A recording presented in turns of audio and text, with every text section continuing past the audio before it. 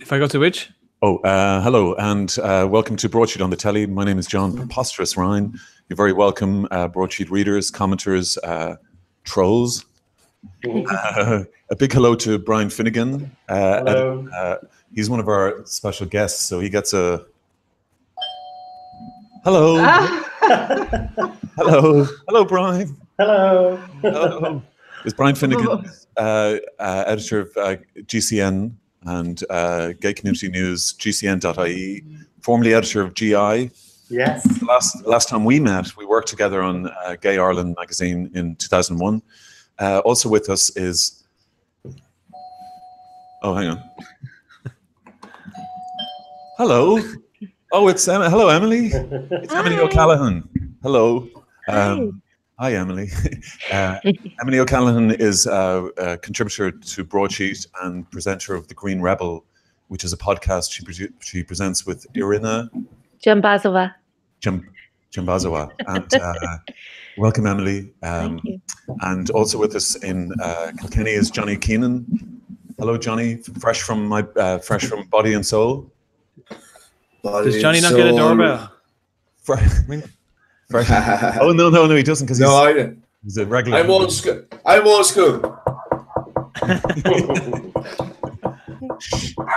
Knock on wood. If everybody just stays quiet. I've had the most maddest week ever. Okay, Neil, Johnny, we're going to go straight to after. We're going to talk about Pride, and then we're going to talk about your fault at the Body and Soul. No. Neil Curran. Neil Curran is the producer of the show. Hello, Neil. Hello, everyone. Hi. And, do I get a knocking noise? Vanessa Foran, wearing the colours of, not entirely sure. Cork. You didn't tell well they were Cork. You were just. Okay, you're politicizing Pride now, Vanessa. This is terrible. Well, no. It's more like Tyrone there now, if you're asking. Excuse me now. That says we are family, doesn't it? Yes. Yeah. It does. So Pride means everybody. So this is my Pride. Look, everyone's welcome. That's what that says. At Tesco. Yeah, Tesco. Corporate. It's all gone corporate. Hardly corporate. Don't worry. I'll do a wardrobe change. No, but isn't or is it just the light? It should not be red, no. Or is it have like a fun kind of hen camogie one or what? For the ladies. This is John Fenton's own jersey. Wow. Look, it even has the proper stitch on number 8 and all at the back. Look. My God. This John is Fenton. the real deal. Barry's tea and all, proper. This is old school. No. Terrible. I couldn't fit into my 1990 one. The one that says double All Ireland champions. I look like a 13-year-old, an overweight 13-year-old. Okay. And we're going to talk about the GA as well, aren't we? Are we? Yeah, great, John. I'm looking forward to it. So the GA as well. Gal Pride, but Gay Pride first. Munster hurling final. The Gay and the Gay. We're going to put.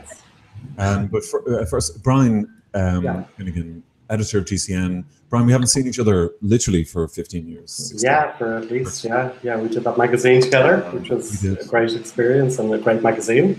Well, I wanted to ask, because there's an article in this month's GCN on Declan Flynn, who was killed in Fairview Park in 1983 and started the Gay Pride movement, effectively, not the Gay Pride movement, but the Gay March. Yes, yeah. I mean, Gay Pride started in Dublin in 1979. The very first one was in 1979. I think there was about 20 people on it. They went to Merrion Square and had a picnic. And there was another one in 1980, and then it stopped. And then in 1982, Declan Flynn was killed, and the trial happened in 1983, and his killers were given suspended sentences. They had been in Fairview Park, admittedly in court to rid it of queers, and Justice McKechnie gave them a suspended sentence. And then that sparked the first actual gay protest march in Ireland, which a lot of other organisations, particularly women's organisations, joined in on. So it's kind of seen as the beginning of a public gay rights movement in Ireland. And of course, Pride is completely associated with the gay rights movement. So it's seen as the first kind of mass march in Ireland. And so we can't forget the 20 people who were in Merrion Square, you know, those brave people in 1979, you know. But, so we know who, we probably have we know who they are, do we? Those 20? Well, I know some of them, yes, I know some of them. Some of them passed on, unfortunately, but I do know some of them, and they wanted to be remembered that they were there in 1979. Well, the thing about the march after Declan Flynn's, after the court case in which all 4 were acquitted. Yes. And the judge. Well, they weren't acquitted. They were handed down. They were convicted of manslaughter, but then they were given suspended sentences. Sorry, I beg your pardon. Yeah, and the judge said there's no way that this could be this could be called murder. It couldn't. He said it couldn't be called murder. And a month later, the same judge handed down a custodial sentence to somebody who stole somebody's purse. So that's really essentially the way it was. And there's another element of that as well, that there have been a lot of reports in about a year leading up to his murder about gay bashing in Fairview Park, but the police ignored it completely. So that was the kind of, I suppose, atmosphere that it all happened in. Now, the first march had 20 people, but the march that came after the court case had about 1,000 people. I don't know if it was 1,000. I think that it was more in the region of 500 people. Okay. But that was a big march for Ireland at that time, particularly around something that was unheard of. People didn't ever talk about it. You know, I think Vincent Hanley used to be on the radio at the time, and my mother would say, well, "He's a homo," you know. I think it'd be like a hushed reaction. The mothers know, though. So am I, but I didn't say that out loud. Yeah, but, Brian. you know, Your coming out is fascinating. I know you probably don't want to dwell on it, but when we met the late 90s, it was an interesting period because like Dublin was a very hedonistic gay scene going on, wasn't there, Brian? It had, I suppose, after decriminalisation, the gay scene changed completely in Ireland. It became very apolitical and quite apathetic about politics, and it was really about partying, and there was a lot of partying going on. I suppose that we kind of been unleashed, having been underground for so long and being ignored and I suppose and pilloried for so long. And then at the same time, the Celtic Tiger was happening. Yes. I called it the Pink Panther on occasion, the rise of the gay scene. Yeah. In George expanded it, windows out to George's Street. There was a sense of a larger scene going on, and there was a lot of partying, and there was some very hedonistic partying, which was great fun, you know. Like tourists would come. Dublin was a gay destination, a sort of weekend destination. I think it is. Since then, it really has been a weekend destination. I think because it's such a small city, it's a very friendly city, as we know, and the gay scene has always been a little bit different in Ireland than it is in other cities. In that it's much more, how are you doing? Hello, you're a stranger, you're a foreigner. Let us welcome you to our country, kind of thing. So it does have that cachet, and there's a lot of people still come out for weekends, and Jesus, thousands of them will be arriving this weekend. It's funny though, like even into the 80s, you'd go to Barty Dunn's, and the sort of gay scene was quite shabby, wasn't it? And the Bailey at lunchtime on Saturday, not shabby. Yes. I mean, sort of. It was very underground. Yeah, I moved back from London to Dublin in '93. And was fascinated to find that the only gay club, which was called Shaft, it was in Ely Place. It's where the Ely Wine Bar is now. Yeah. I went there very soon after arriving and walked up to the door. A little shutter was pulled across, and somebody peeped out, and they said, "You know, this is a gay club, don't you?" And I went, "Yes, I'm gay," and they let me in.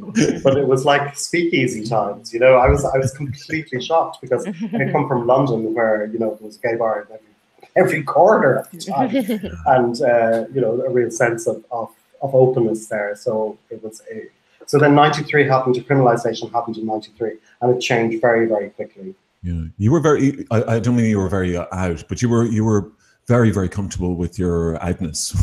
Well, I suppose I was was 28 when I came back to London, or to Dublin. From London. Nobody do early maths there, but I was. So I'd kind of come out in London, and I'd experienced life there, and I've been quite politicized there. It was a very political scene. So I was out on marches and I was out protesting things. So I had a sense of agency about myself, I suppose, when I came back to Ireland. And so, but before I went to London, I was in the closet. I had a girlfriend, we had a child, and it did take me more time to come to self-acceptance, as it still does, even though people are coming out younger and younger nowadays. It's still a journey towards self-acceptance, and you're part of a minority that is rejected.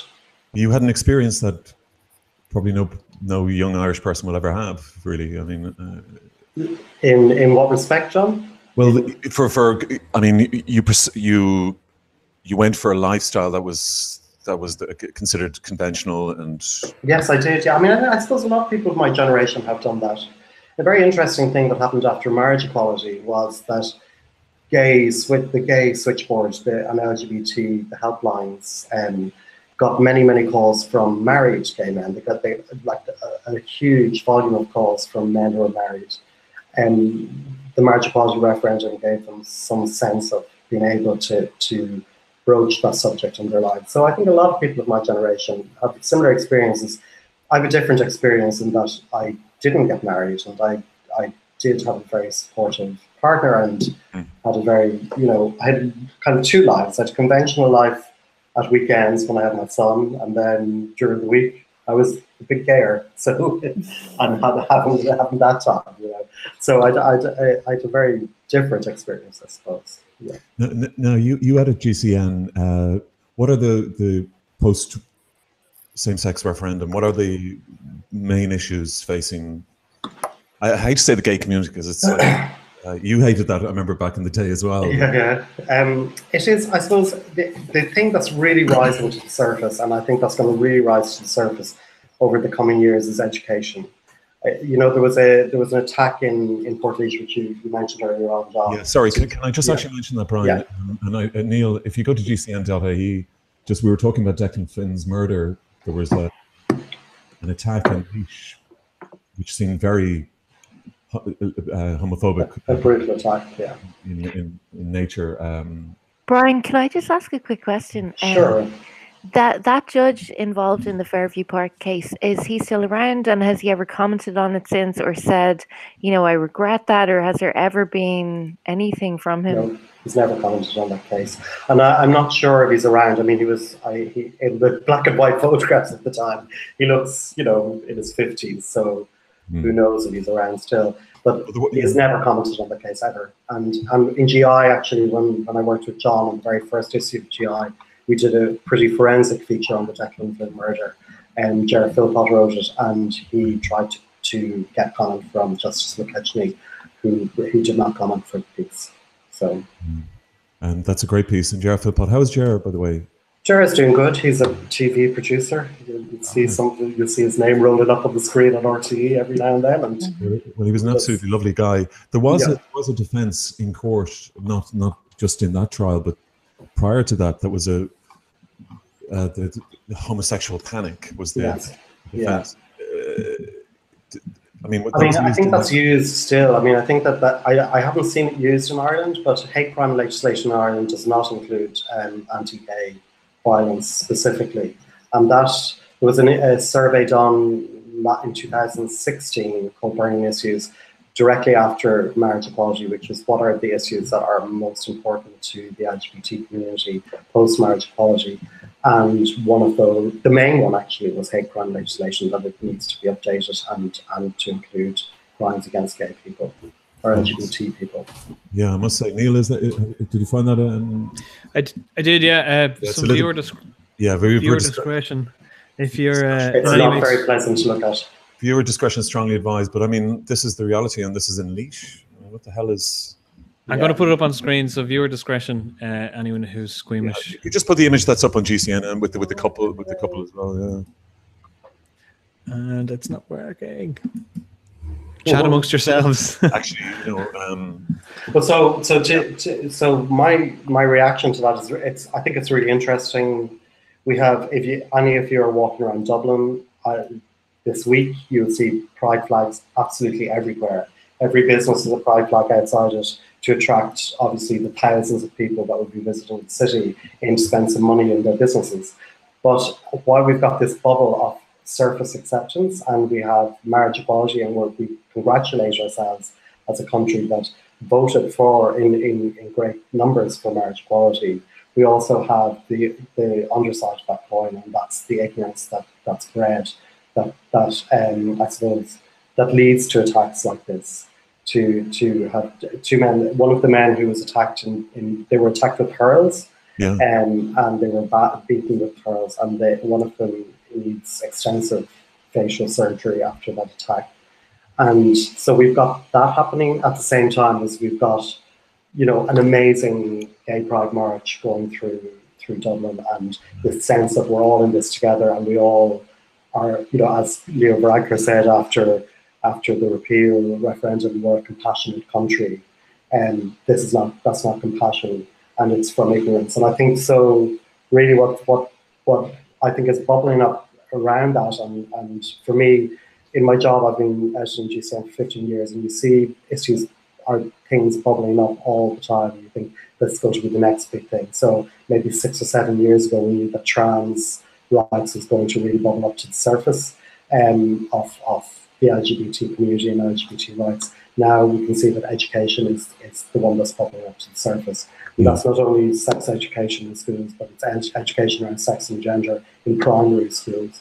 And also, I suppose, the grip that the Catholic Church has on the education system in this country, which is disavowing sex education around LGBT people. Brian, sorry, if you can come closer a bit to the computer. Sure. Can I ask you, sorry, I want to open up the panel as well. Obviously, I don't want to... I won't dominate. No, you... Love that, Brian. I was a bit slow to that one. 3 minutes later. Yeah, so Brian, dealing with the guards, how has that been sort of since say, for the past 15 years? Are they more sensitive to gay attacks? Yes, the guards are very proactive. And for a long time, there were LGBT liaison officers from the 90s on for about 15 years. And now they're ethnic liaison officers. So they're around all sorts of issues around racism and attacks on other minorities. So LGBT is in with them. But I think that it needs to be engaged with again. I think that specifically it needs to be engaged with again. And I'll just tell you, today, one of our journalists was filming with a gay member of the Fair City cast outside the George, and he was talking about pride, and a young man, started shouting at them from across the road on George Street, calling them faggots and saying that this is a Catholic country and there's no place for faggots in this country. So there's a definite under a scene of hatred going on there, and we see it as gay people all the time. It's not all rainbow flags in the garden. No. Emily, have you experienced? I mean, presumably, Brian, this is when these are public displays of affection. If like that couple holding hands. I think that people don't do it so much. You see it the odd time in Dublin. You don't see it down the country so much. I think people are still afraid to show public displays of affection, really. Emily, you've got stick, haven't you, in Dublin? Yeah, definitely. With your girlfriend, with Irina, no? Well, with Irina, it's actually been okay. I mean, we've only been together, since post referendum, and it's been okay. But I mean, I definitely went through times over the years with girlfriends of literally people coming up and kind of hitting our hands to stop us holding hands, or shouting, or even outside the George, like anywhere. And it was really shocking, and now it's actually shocking me how cool everyone is with it. and you get smiles and nods and in general. So it's horrible to then hear that for other people, there still isn't this acceptance. I think gay men threaten men a lot because of maybe their own things. So it's very worrying to see attacks like this. But Emily, you would be getting heckled or whatever from many blokes from women, or? Not nowadays. Nowadays in Dublin, it's okay. But it was men almost reacting with their own. They were even surprised themselves that they were reacting so strongly. They're like, no, just stop this. Like there needs to be a man involved in pleasure with it. You can't be this happy with two women. No, and it would be very shocking. Of where did this come from? But I just wanted to ask Brian if that's okay, just briefly, in terms of the let's say commercialization or the corporate coming in of a lot of businesses this year, especially I've seen, and I'm sure you've noticed, getting on the Pride train. And does that piss you off that they weren't there for you back in the day? I know Smirnoff has been. Smirnoff are a sponsor of one of our events, so I'm not going to say anything. Yeah, no, absolutely. And Smirnoff has been there. But I mean, John pisses me off. With two things. John will remember that in the very first issue of GCN, a very well-known brand of vodka refused to advertise with us because they didn't want to be identified as a gay brand. And John wrote a scathing piece in the magazine. I did. Basically, you did. Yeah, you did. It was, in modesty aside, it was pretty absolute. It was absolutely scathing. we won't mention the name. Yeah. But well, I mean, it's a complex thing. There's a few answers to that. One thing is that yes, it's amazing to see so many companies get on board and to wish to fly those colours and to support the LGBT community. It makes the parade larger. It gets a lot more attention from the media. It gets a lot more kudos because particularly the mostly techs and banks are involved in marching. My problem with it is that at the same time, NGOs that support LGBT people are struggling. So post-marriage equality, a lot of the funding has gone down or disappeared for organizations like Telly and belong to, who are supporting trans people or young gay people. And where is the corporate money for those organizations to help them stay afloat as government money kind of goes into other minorities? So I think that, yeah, it's great to see them in Pride, and they do pay Pride a pretty penny to be involved in it, and they do disseminate that money. But they need to put their actual money where their mouth is and support. Like, if you're going to march in Pride and get the kudos of being, you're really cool with the gays, you're really you're on your diversity, and we're recruiting really diverse, cool people into our companies. If you're going to do that and you're going to use Pride as a platform for doing that, then put your money where your mouth is and support the actual gay community, because there are a lot of people who are not as privileged as your employees. There's a lot of people who are in great difficulty. Incredible. I was going to ask, because I'm not going to do a diversion to GAA, but is there a GAA float at the? No, there isn't. No, there isn't. No. Do you remember they were trying to sue us? Yeah.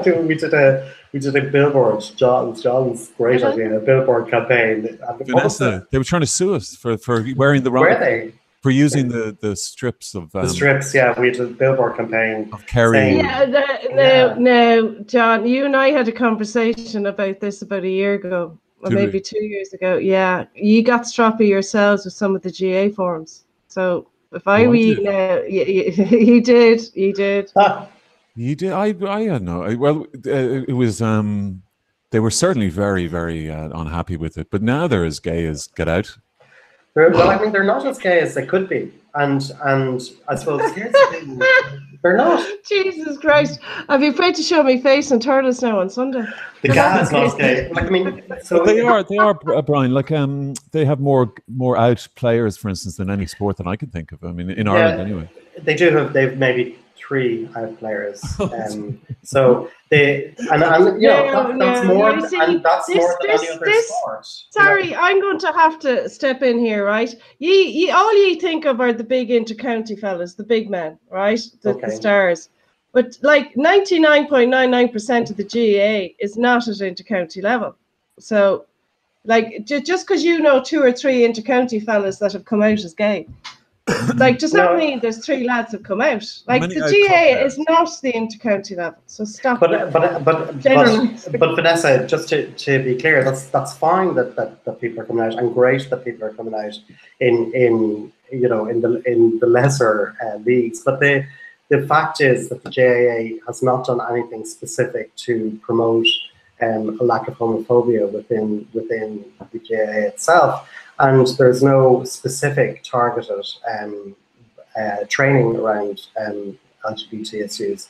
So there's a lot of what I think GAA are amazing. Yes, and I just wait for a second. I think the GAA are amazing, and I have a nephew who benefits hugely from being involved in the GAA. He's got dyspraxia, and he's welcomed in, and he's given great endorsement for himself. And I think that's a brilliant thing within communities. But I think that LGBT children also and young people who go through those ranks need to be supported because and need to be acknowledged. And I think that there needs to be a real sense of full inclusion for LGBT people in the GAA, which is so embedded in our communities. Mm-hmm. Yeah, no, I'm not denying that. But you see, the GAA is the club. So you need to get to the clubs. Yeah, but there's an overarching organisation. You're saying the GAA is a huge. You're looking at it from the Crow Park point of view. No, I'm looking GAA it's a club. It's a club structure. But there's an overarching organisation that those clubs subscribe to. Is that right? No, it starts with the club. No, the clubs rule. And so there's it goes up to the club has a delegate to county board. County board goes to provincial board, and then it goes. It's the clubs. So there's no overarching organisation that sets the standards.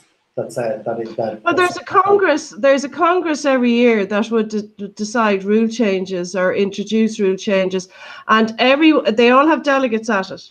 Okay, well maybe at the congress is where it needs to be raised. Off you go. Yeah. Okay. I'll borrow your jersey.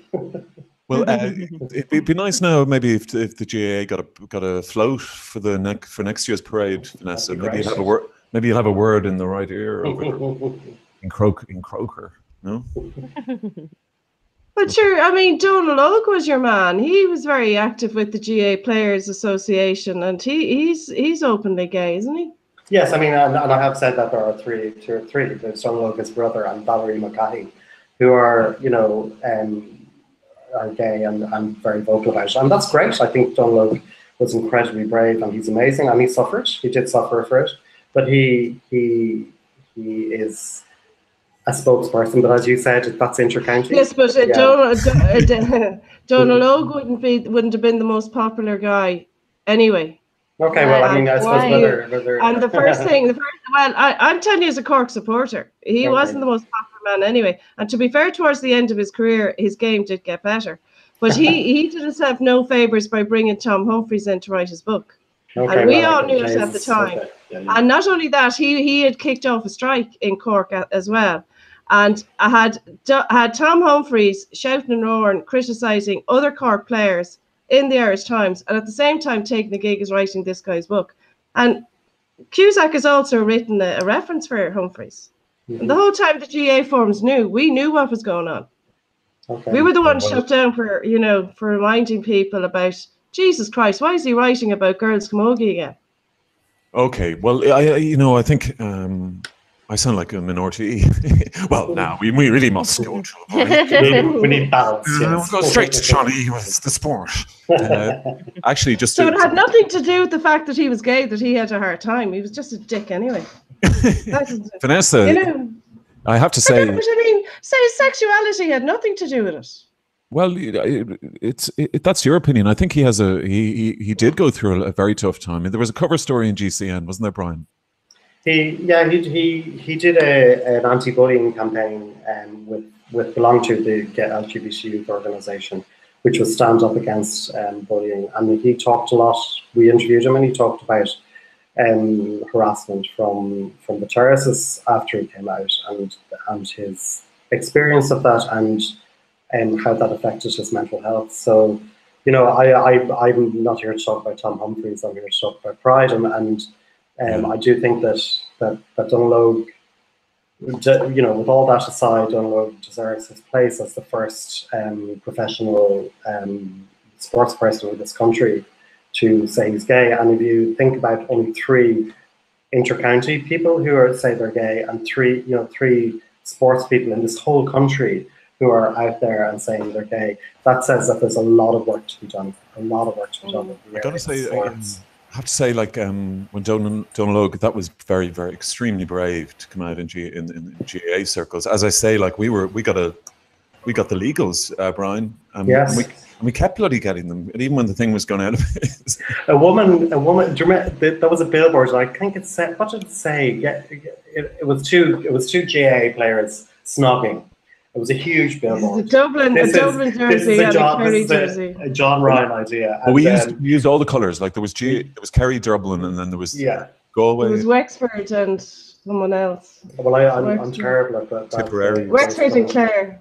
Yeah, but it was. I mean, I still actually get people who are doing their theses about media asking me for that image, you know, to talk, because they want to talk about a landmark moment in advertising in Ireland, and you know, it is. That's amazing. Well, it was designed by Shea Healy's son Finan. That's right, Finan Healy. If you're there, Finan. Yeah, he must have the original. And just a small little sidebar. There's 2 sidebars. One, a priest wrote to us about that billboard. He had seen it it was also advertised on those advertisements in gay men, or in toilets and there was in the men's toilets in Dublin Airport. This priest was having a was, and he came across the GAA ad and wrote a terrible letter to us, a stinker of a letter. And this other woman in Dundalk who had this innocent woman who had outside of her gay-related house had a billboard, and she got death threats, this woman in Dundalk, for having that billboard on the side of her house. So that's 2001 in Ireland, folks. That's amazing, Brian. And we haven't really spoken since. Thank you, guys. I remember. You remember that? Amazing idea. Yeah. That's John Ryan. We had a less famous, but probably more controversial Christmas campaign billboard. We did. I saw Daddy kissing Santa Claus, featuring Panty. As Santi. Yes. Panty as Santi. Brilliant. It was. I mean, it was very near the Unicorn in Marion Row, and it was during Christmas time, obviously. But I saw Daddy kissing Santa Claus. You know, the Unicorn is all these like PJ Maher. What the fuck is that? Jesus, you know, insane. The kiddies. Think of the kiddies. The baby, the children, the Santa.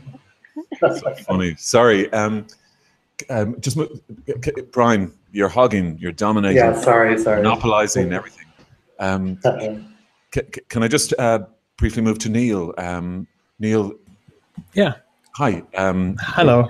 I don't think we're going to show the thing from Leash, but if anybody wants to, I got it working, so I can show you if you want. But no, I think after what we've spoken about, I think it's best to skip it. But if anybody wants to go to, everybody should go to gcn.ie. It's an extremely important story and terrible. I mean, Leash, Christ. It makes for grim reading. It does, and viewer discretion advised. You just go quickly to Vanessa. Brian, if you want to stay with us, and Emily, obviously. Emily, what are your plans for the Pride? On Pride on Saturday, we're going to do a Green Rebel episode, and then we're going to march a little bit, and then we're going to have a party here, so everyone's welcome. And then we're going to end up in Spinster, which is in Bad Bob's and Temple Bar. Okay, Spinster. Yeah. Sounds promising. It's changed since my day. It's still the only lesbian club. There's barely any places for women to go. But it's called Spinster, 5 floors of madness in middle of Temple Bar with hundreds of women, so it should be fun. Will Ray Lynham be playing? But this is what happens. So Spinster, a bit like the George, they just hoover up all the custom, and then you can't have these kind of interesting little clubs and bars. Yeah, I'd like to set one up myself, sponsored by Broadsheet. A little late night non-alcoholic cafe for lesbians. I think it's a fantastic idea, and we can have CBD oil and yes, incense. I've got some here. So a bit of marching and then off to Spinster. Mm-hmm. That sounds pretty good. Brian, what are your plans? Did GCN have a float? We don't have a float this year. We've an exhibition in the Gallery of Photography that's on at the moment, which is 30 years of GCN. So it's a pretty stunning exhibition, in that it's hard to imagine that tiny magazine has been there for 30 years and still going. So we didn't get it together to a float. So I'm marching with LGBT asylum seekers in direct provision this year, because I think that's an issue that really needs to be raised. And then I'm going to Mother's Block Party, which is an event that we run, and there'll be 3,000 other people at that event. And God knows where I'll end up after that. So what are you wearing, Brian? What would you be wearing? This is the big question. I haven't a clue. Have you a GAA shirt you could loan me? I can go. Plenty. Brian, it's definitely going to be hot on Saturday, isn't it? Yes. Sunscreen, everyone. That's what I say. It's incredible, and it's an incredible time. This period, isn't it, in Ireland? Well, I've been referring to it as the Reformation. It's a Reformation of Ireland, and we're in a Reformation period. And the referendum on the 8th is a clear indication, post-marriage equality, that we're in a period of Reformation. And I think that it is incumbent upon all of us to concentrate on that Reformation. And it's changed many other things for many other people. It's not just the gays who have a difficult time, and there's a lot of people who need the Reformation. Yeah, well, we've the visit by the Pope, El Papa. Yeah, which is great. There's a protest going on where if you can buy 10 tickets to see the Pope. Oh, don't start.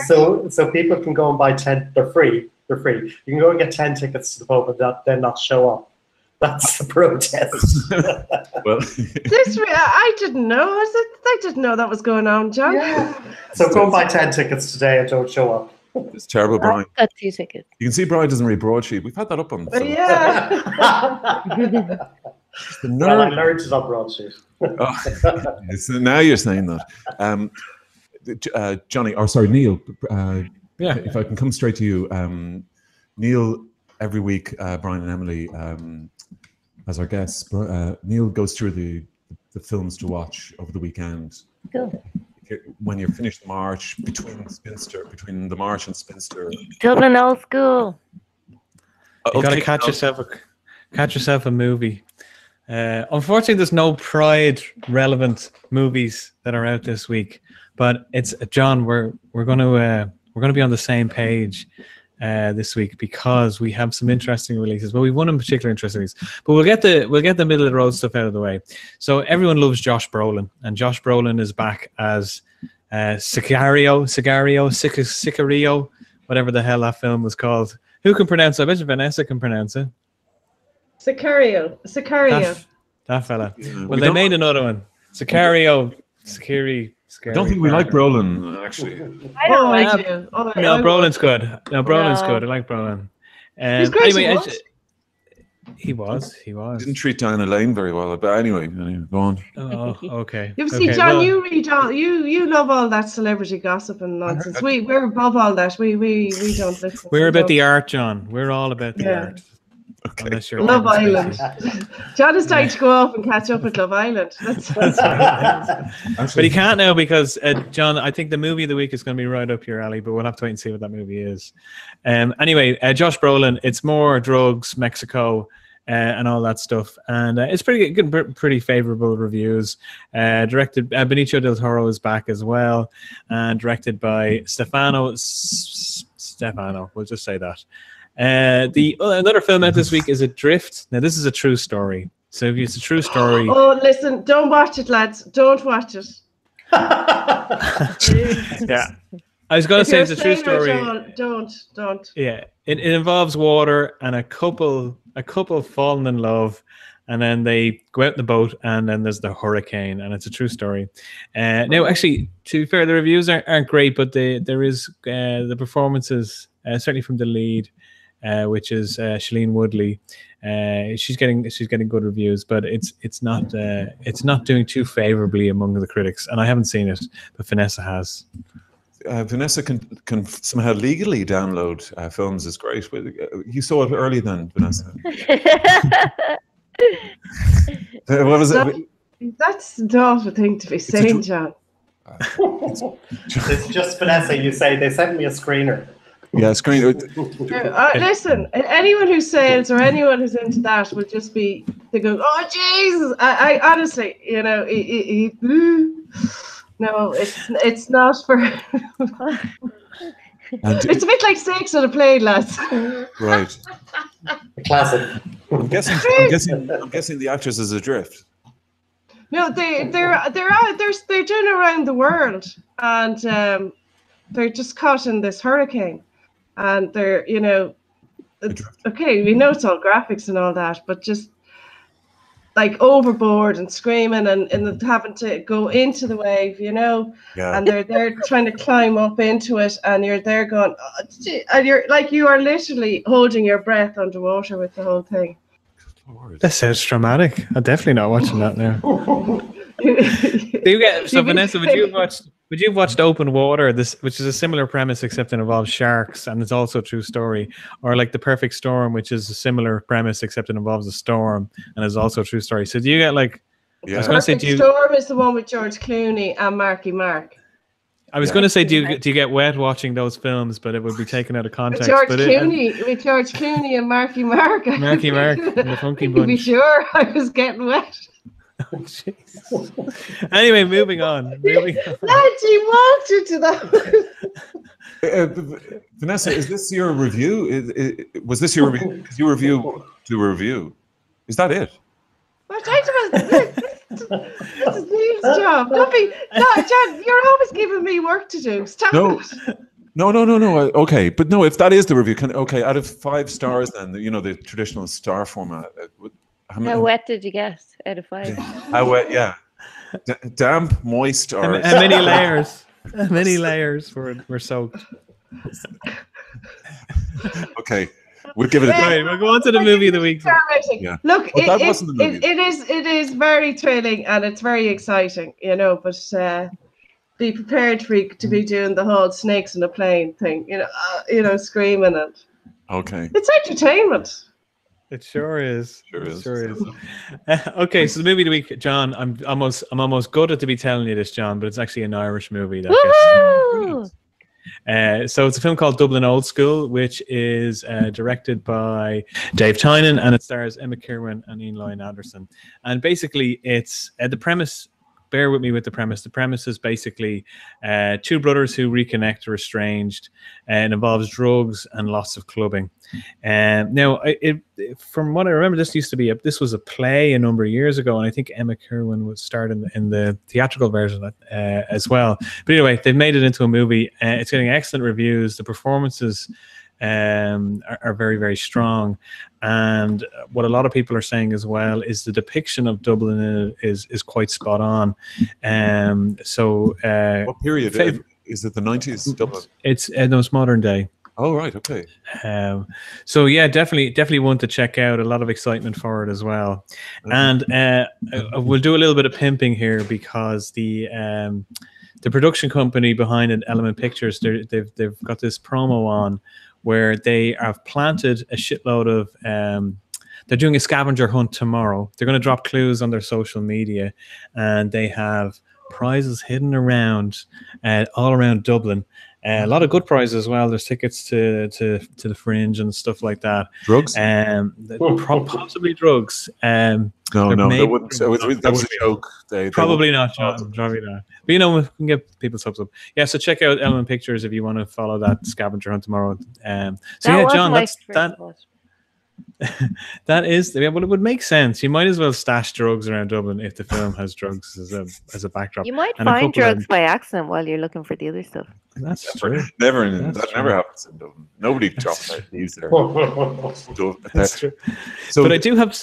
Go ahead, John. sorry, the Dublin Old School has got a lot of. I mean, it's an Indigenous Irish project that's going to make profit in Ireland, right?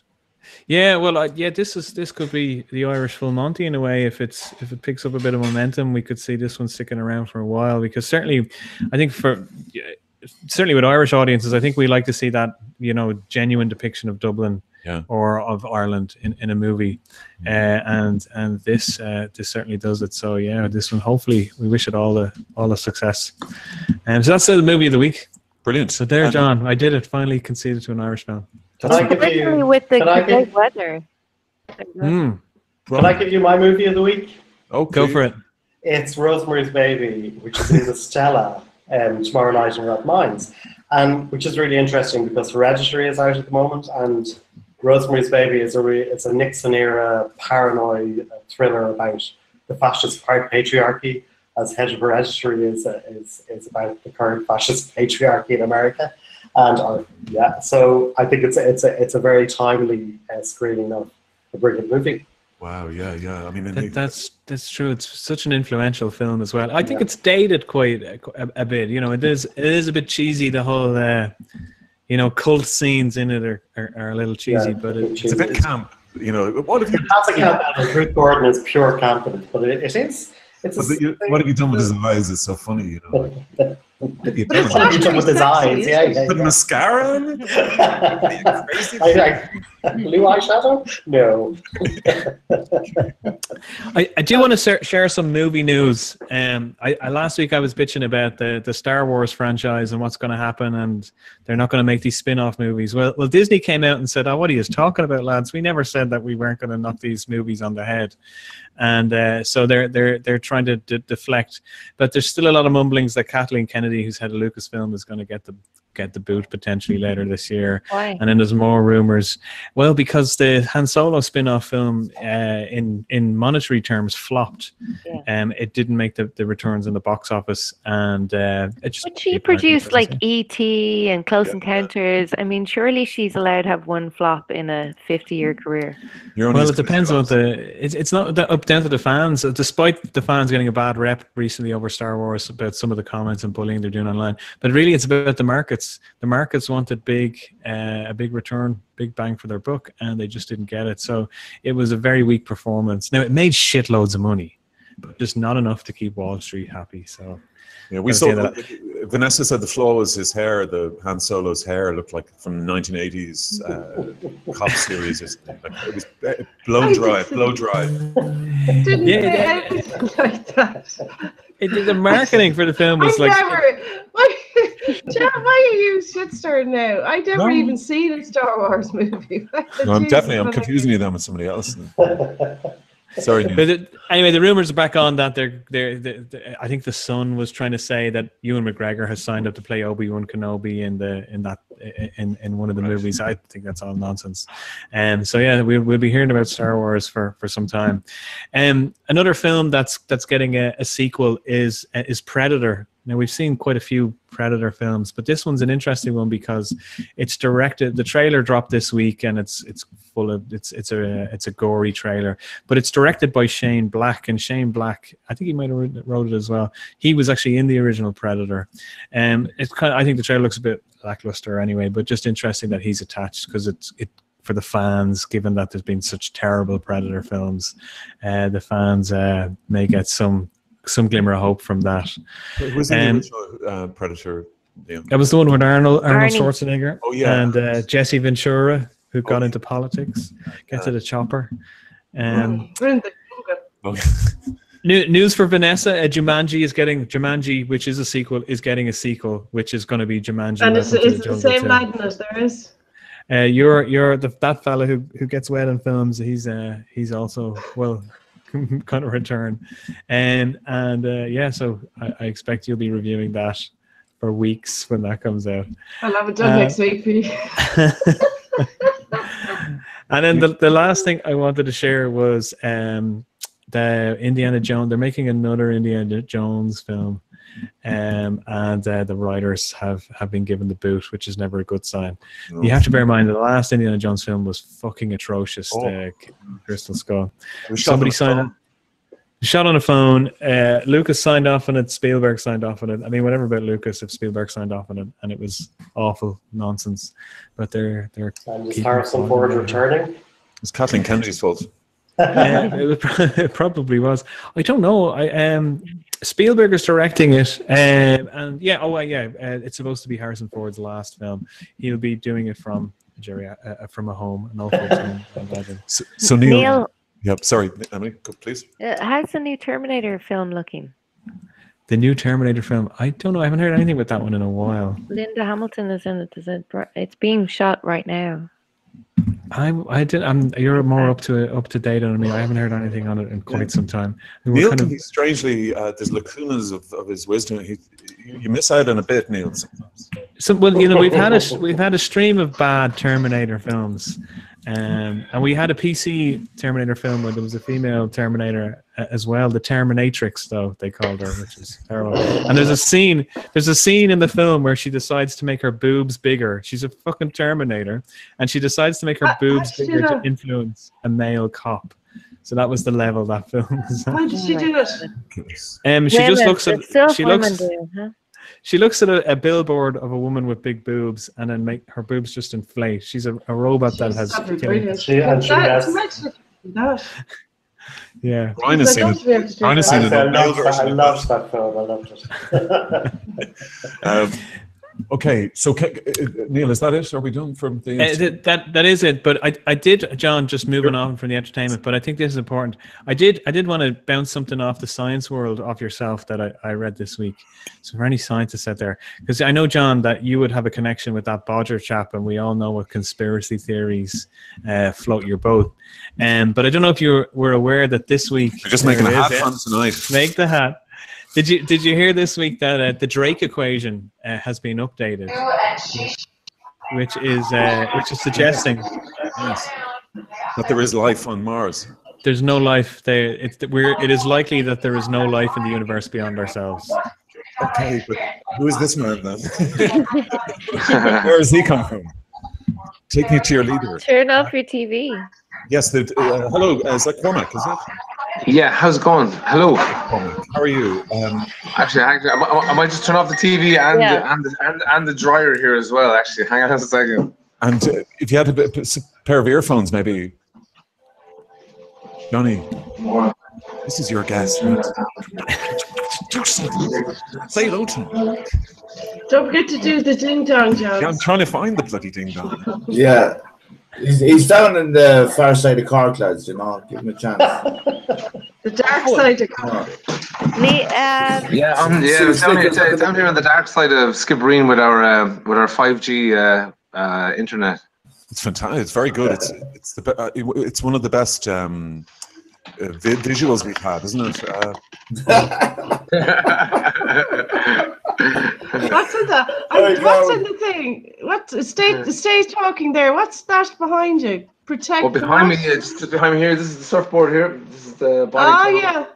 And this is the penguin. This is the penguin pile up here. If you can see it. These are all my daughter's toys and stuff. Oh, fantastic! Well, yeah. So this is the HQ of the festival. No, not just yet. The HQ of the festival is in Boris House in County Carlow. But this is the nerve centre, where the planning takes place. Well, for my stage, definitely, yeah. For the little small stage I'm running, yeah. Johnny is going to introduce you because just before the show started, he said, I'm gonna have Cormac on, and great. Decent notice. How's it going? Decent notice. Cormac? How are you doing, I know it's very hard to believe, Cormac, that there isn't people in the country that's never heard of you. It's not hard at all, Johnny. Not hard at all, man. Cormac Lally's a ledge bag, lads, of the highest order. He has his own bespoke wedding speeches That's his bread and butter. He's also a great slam poet, all Ireland slam poet winner. And I know Cormac for years. We knocked around in Dublin, and you're going back to 2001, Brian. I think in Dublin was the only place you could go if you wanted to meet someone outside of anything else. So, Dublin was barren all around the time. But as cultures, you know, Copperface Jacks was only open to us, you know. Yeah. And we understand what pills cost $17.50. Johnny Cormac is involved in the Bear Festival. Yeah, that's exactly right, John. Go on, cute there, Cormac. Cormac, the Bear Festival is.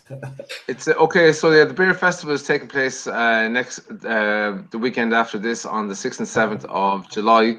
It's in Boris House in County Carlow. It had been for 3 years in a row in Gary Hinch in Port Arlington, and it had won like the best festival in Ireland, man. 3 years in a row, best one-day festival. Wow. Until last year, they went to try to go to a 3-day event, and they kind of got hammered from all sides, and they ended up having to pull the plug on the festival. It was quite sad. It was a savage lineup last year. So they switched locations and moved it to Boris House, and it's in a really, really beautiful venue this year. So I'm really, really looking forward to it. Great. And tell me about the day then. I mean, who are the headliners and who else? So the main headliners are Obi Trice, Keela, the guys from D12, Eminem's old band. Who else is there? Gokwan is there. He's doing a DJ set. God is an Astronaut, Natty Whaler. And on my stage I'm running is called the Yarn Barn. It's a spoken word stage. So our headliners there are Reraw, Lady Grew. I don't know if you know Kate McGrew. Yep. She's from the Sex Workers Alliance, man. She's a absolutely amazing person, man. I absolutely love her. Love her work, love her music. We have John Cummins, his band. We've got Stephen Murphy and Nuala Leonard. Nuala is the very first woman to ever win the All Ireland Slam Poetry Champion. She won it there. Won it there last year. And Stephen, we know from his Dublin poem, wasn't it? My Dublin. No, that's Stephen James Smith. Yeah. You might have heard of Stephen. Stephen had a poem called "Was It for This."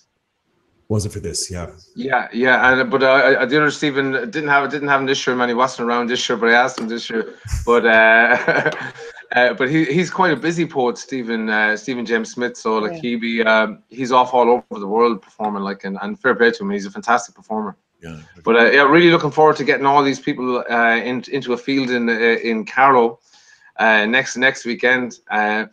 Probably the hardest thing about organizing a stage is that you rarely get to see anything else. Yeah, that's on like.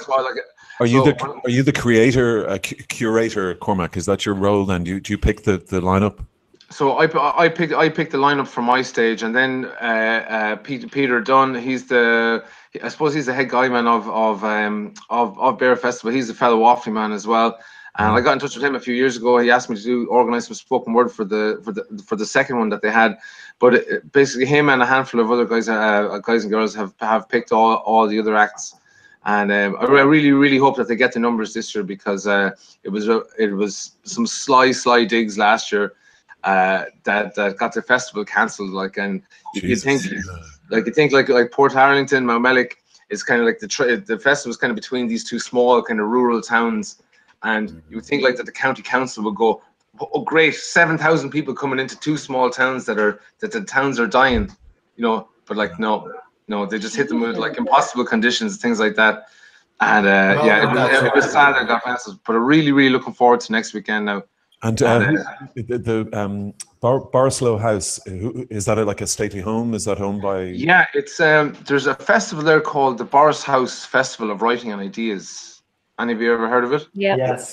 Yes, and I managed to gate crash it a couple of years ago. I was doing music at a wedding, and a friend of Johnny's actually, is it Danny Dowling, Johnny?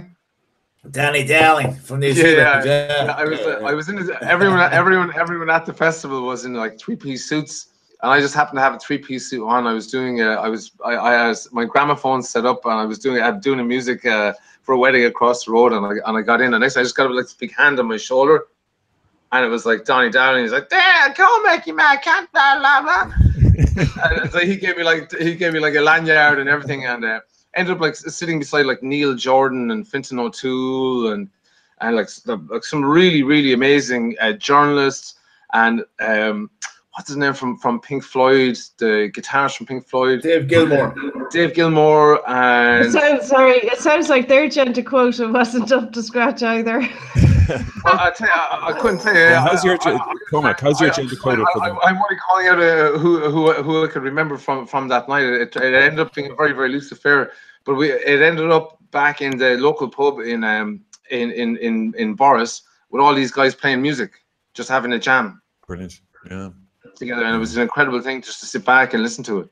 And are any of the is it all outside, or do you go into the house at all? Is the events, any of the events inside? No, I don't think any of the events are inside. The house, I think, is too nice to let a load of festival heads into it. Like but I think everything else is on the grounds. The grounds are beautiful. If you've ever been there, is it the shore that runs along it? When I was there, one of the locals told me something very interesting about Boris House. Was that the wood? It used to be a massive oak forest, and all the oak was cut down to build the ships for Cromwell to come to Ireland. And so, like, none of the locals will set foot on in the grounds. They won't walk their dogs there. They won't go into the castle. They won't go into the houses. Like that grudge is still firmly alive in Boris and Carlow because they supplied the timber to Cromwell to build the ships to come here to Ireland. That's incredible. Oh my God. Ollie Cromwell is on the sheet now. He seems to have got over it, I think, though. He's a contributor. Ollie Cromwell, he's a contributor there on broadsheet. Yeah. So Cormac, let's plug it again then. So it's Borislow House, Carlow. So yeah, Boris House, the 6th and 7th of June, County Carlow.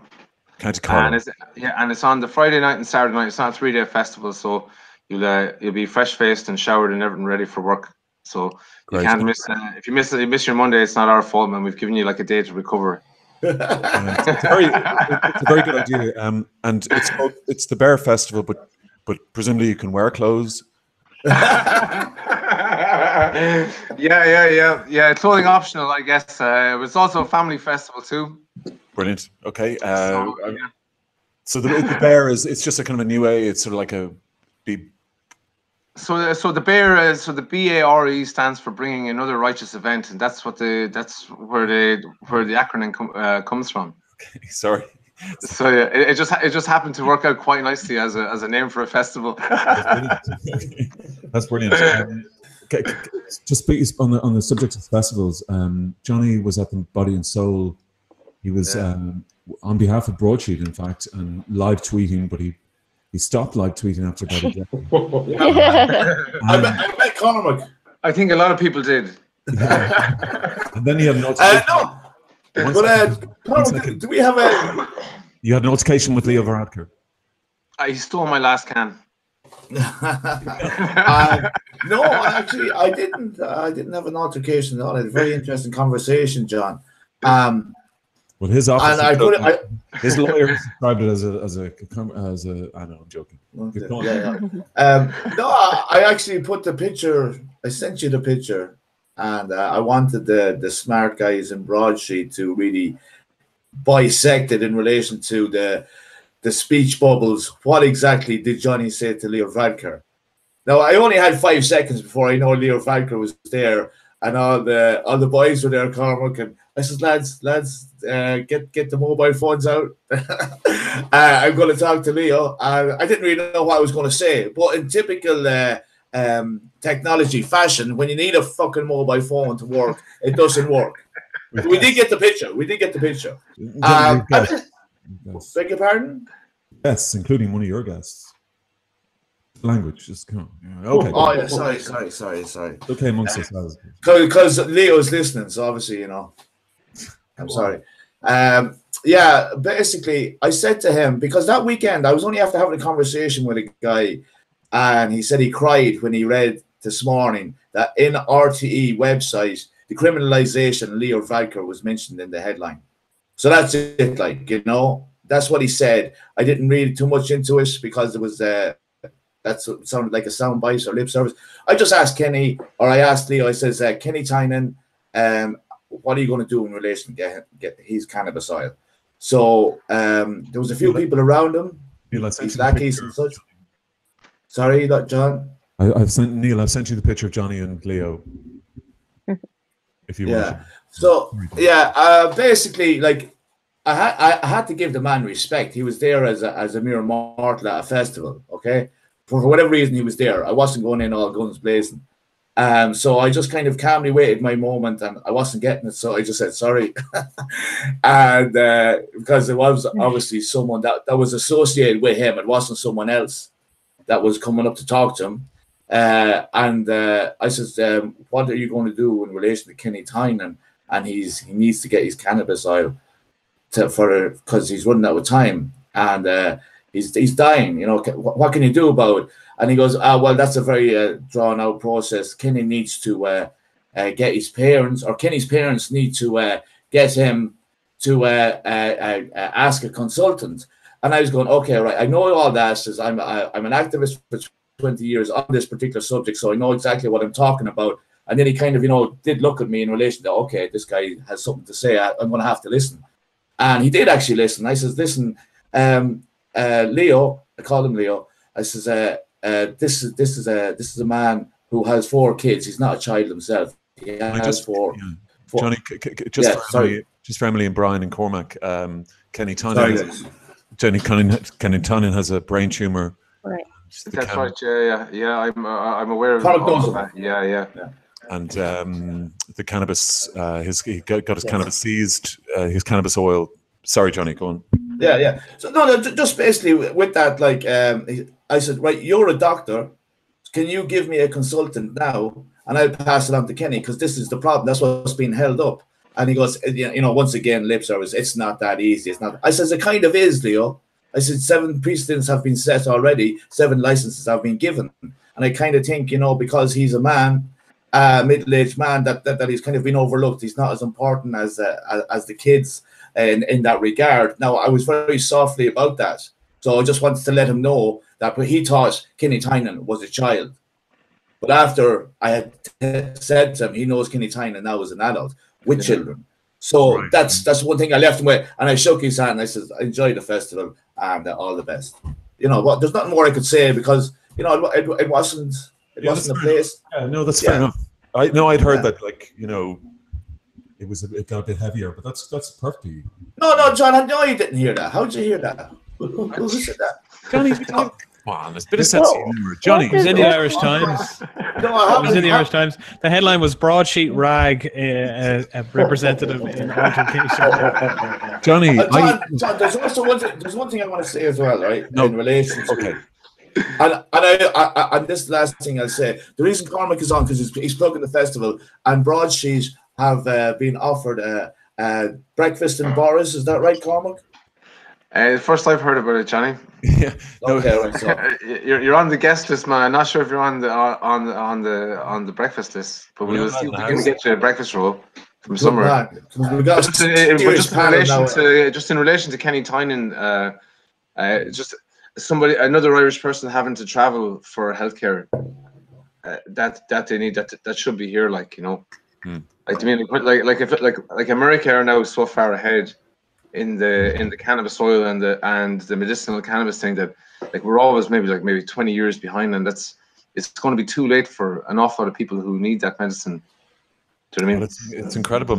Like Brian, we were talking earlier, homosexuality in Britain was decriminalized in 1967. It took another, till 92, 93 to Ireland. That's a long time, isn't it? In fact, it's really exporting, not a problem, but it's exporting a certain kind of type of person, isn't it, Brian and Cormac? That's a little bit. The decriminalisation of homosexuality has been a long, drawn-out affair in Britain. When homosexuality was decriminalised in Ireland, it was a blanket decriminalisation. In England, it was a much less blanket decriminalisation. So really, Scotland got rid of its last criminal law against LGBT people the last vestiges of criminal law only 5 years ago. So in the UK, there were people arrested for homosexual offences in the 1980s in the UK. So it's not as clear cut as that seems. But you know, I think it's well timed. I suppose it's just it just takes us forever. It takes forever to catch up. But I mean, I suppose here we are. We're talking about earlier on talking about the Reformation. I think it's time to lead the way. We're leading the way on many other things. So yeah, I mean, I don't think we could have seen the same-sex marriage thing happening when we were doing this. Certainly not when we were doing GI. Wasn't even in our. So Johnny, no, absolutely. What Brian is just saying there, like it really is carping the DM. Yeah, and I think Leo was there for all those reasons to see. Like that festival is really kick-ass festival. Cormac's been there a few times now, but the energy that was there and a really cool mix of people and openly gay people and chatting away, and you could have a chat with almost anyone. It was almost inviting for it, and the ideas. It was a melting pot of real talent, especially the 100% Bulmers that Cormac and Julie Goo have an amazing show as well. Me, Myself, and Ireland, which categorizes or goes through their life, two different people coming together. But in relation to where Ireland is at now, and I said this to Leo as well. I said, you are the leader now. You can actually lead.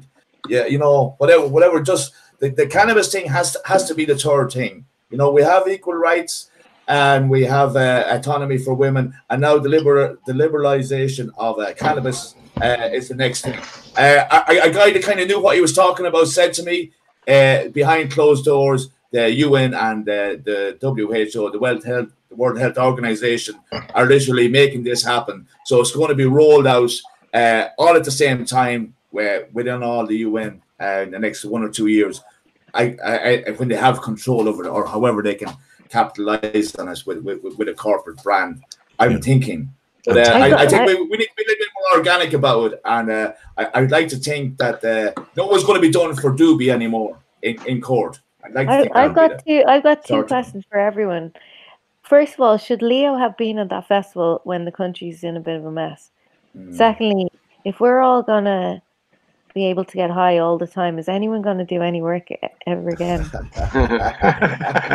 the same with drinking. That'd be the first thing I'd say. One man's points, another woman's joint. So that's what I'd say about that. Johnny and Leo turned up for a photo op. That's what he does. I think it's a good thing. I think it's a good thing to see your prime minister there. I think that's a good thing. I think it is too, actually. And if I was there, I'd have asked him had he put up his own tent.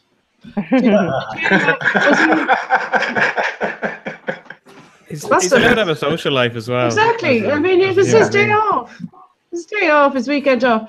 Come here. Was he in shorts and flip flops, or was he in the shirt sleeves and the? He opened his shirt. Skinny pants. He opened his shirt. I saw him open his shirt. Does he wax? He's slick, man. No one sweat of one bead of sweat out of him. It's very cool. What kind of aftershave does he? What does he smell like? Is he like DKNY man, or? Didn't get that close. See, I would have. I tried. Vanessa, I can categorically say you're not his type. Very toys. Johnny. Yes, sir. Just on the live tweeting thing. I promised the PR people that you would be. That this was on that base. Anyway, I'm just going to throw that out there. Anyway, okay. You've asked a question, John. The thing is, right, on Ishnach. First of all, I have to talk about Ishnach. I think I misrepresented the people in Ishnach. Oh, sorry. Whatever way it come across. No. There was no. Hold on a second, John. There was no one dancing around the campfire naked. There was no one smoking any funny substances. It was a really cool family atmosphere. There was kids there. There was no effigies being burnt. It was literally mere mortals. Okay, Johnny. Hanging out at campfire. So in relation to the comments that were kind of in the chat bit and everywhere else, I just thought it was a little bit disingenuous to the people that were there, because I actually came on them. Okay, Johnny, my camera. Talking about something that Johnny's talking about the Hill of Inshock, not Body and Soul. He's talking about that was the start of the problem, John. So on the Thursday night, they weren't the problem at all. They were beautiful people, really cool people, and I sat around the campfire with them till around 4 o'clock. Okay. A few guys, and then I went into Body and Soul 35 because you asked the question why I wasn't tweeting. So this is the long-winded answer, but I'll shorten it because this is Pride. This is a Pride program, not about me on Twitter. But by the time I got to Body and Soul, I had charged my phone and I got one of those little power chargers, and I was really delighted with it because it was a tenner, and I thought, yes, results. So this charger was a gimmick. It didn't work, and I brought it back. And I'm not saying he was from Cork, but I'm not saying anything other than that. He's a nice guy. He says, no bother, man, no bother. I'll give you another one. And I says, am I going to have to come back here in a few hours' time? You probably will. And I was there, okay, all right. So I spent about 4 times going back to this one port to charge the phone. Yeah. And the phone, with that would charge. I was meeting really interesting people, John. I think everyone that was at the festival that I met anyway, and I was approaching, and once I started taking out the mobile phones, I said, no, man, no. Oh, okay. You know, I was having, people weren't that accessible to the mobile phone, so then I left it up. No, I'm glad you told me it was something serious like ennui rather than, tragic accident. Oh, yeah. No tragedy, but it was very hot, John. It was very hot over the weekend. So we're in the shade. And but I am in the middle of writing a review, John. Brilliant. From the longest week, from the summer solstice of Ishnock, the Hill of Ishnock, to to the dark side of the moon with Roger Waters last night, via Body and Soul. So, John, that'll be on your desk tomorrow by lunchtime. Brilliant. That's okay. Brilliant. And hopefully the tens of people will see it in the story. My mad week. I know, don't knock it. No, dozens. So, just something very interesting. Can I just come in just about Ishnock? They ran Ishnock. They ran the Festival of the Fires there as a corporate event there for many years. Nearly every year that they ran it as a corporate event, it rained. And it's a celebration of the sun. And since they've started running it as a non-profit celebration of the longest day of the year, they've had great weather for the last 3 years in a row. Ever since they got rid of the corporate bans and all that kind of thing, and it always kind of makes me smirk just to think like, let that be a lesson to the Gay Pride March as well. Don't get It's going to rain tomorrow on Saturday. Yeah, it might rain if you take over. Vanessa, I'm sorry, I just want to come quickly to you. Vanessa is a celebrity accountant. Brian. She had a look at today. She had a look at the RT annual report. You'd be happy to hear. And yes. Vanessa, what did you find in the annual report? Well, I suppose it was very much nothing to see here. It was pretty much as expected. I know. I put something together, but it was more strategic, really, what I was pointing out, and. I think, they set about this cost reduction program and rationalizing, but they're 10 years into it and they're still not where they need to be.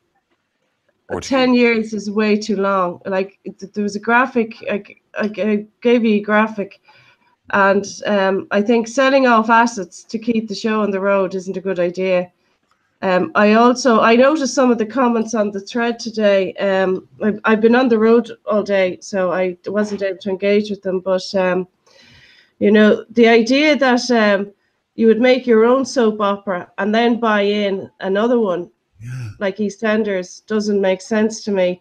How much, Vanessa? Somebody said it was $250,000 per episode. No. One of the comments on the thread said 260,000 they pay per episode of EastEnders, yet they're only prepared to spend whatever it is, 45 to 50,000 on an episode for an episode of Fair City. Now, and the other thing I would dispute with some of the comments, and I'm not here to argue or they're right or wrong, that's the thing about annual reports, they're open to interpretation, and these are mine. To say that BBC isn't a fair comparator because they're huge and they take in 10 times more income. They have, 10 times more viewers, 10 times more staff, all this. Thing is, their market is the same. We have the same viewers. We have the same viewers profile. If we didn't, we wouldn't be buying in EastEnders or Coronation Street. The advertisers, okay, not on the BBC, but on the other UK channels, the ads are identical. Yeah. So they're the same consumer profile.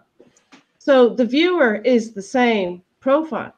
So it is like with like. And I was using a percentage of income as an example. So to recognize the fact that they are two different monsters in a way. So you can't deny as a percentage of total income the value for money. Okay, there is economies of scales, but then BBC is a lot more diverse. It has a lot more complicated regional framework. So they have those costs, and I suppose they have a far bigger executive level. But I think I've never worked in media either as an accountant or well, I suppose this is media. But on the telly every week.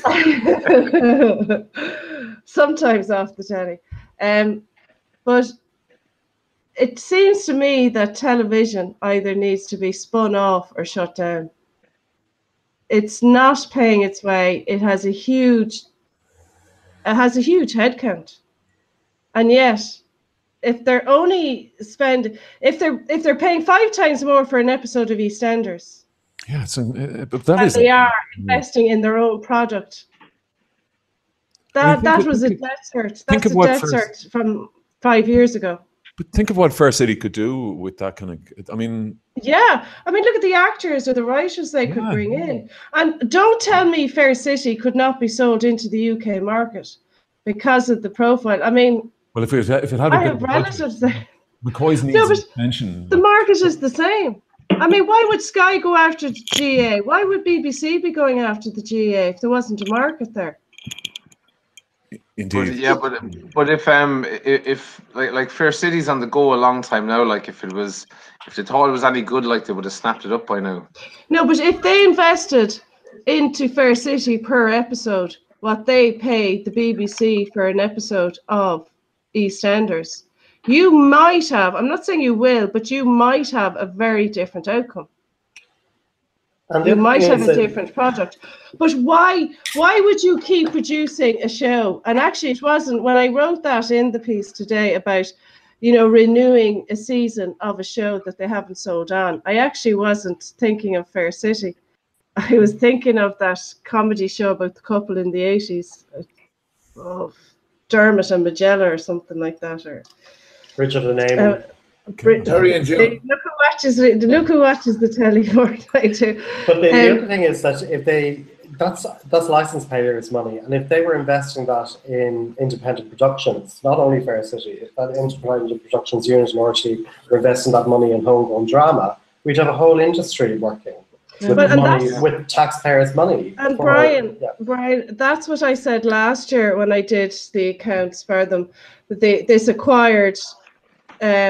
acquired viewing that they buy in, like Friends repeats, and I mean it's all stuff we can get on other platforms for free anyway.